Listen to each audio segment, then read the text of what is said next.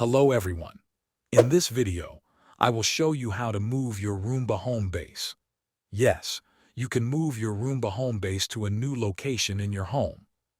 However, moving it without the right setup can make it harder for your Roomba to find the dock or return after cleaning.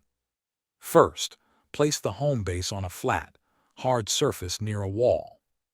Make sure there is enough open space around it.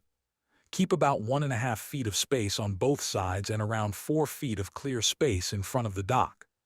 This allows your Roomba to leave and return easily.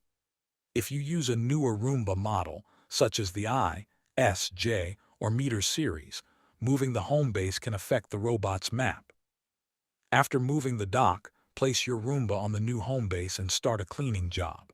To start a new cleaning job, open the iRobot app and then tap on the new button at the bottom right. After that, tap Start Now to start a new job.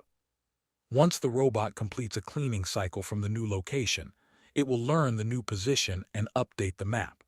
For older models, including the 600, 700, 800, and 900 series, the Roomba uses an infrared signal to locate the home base.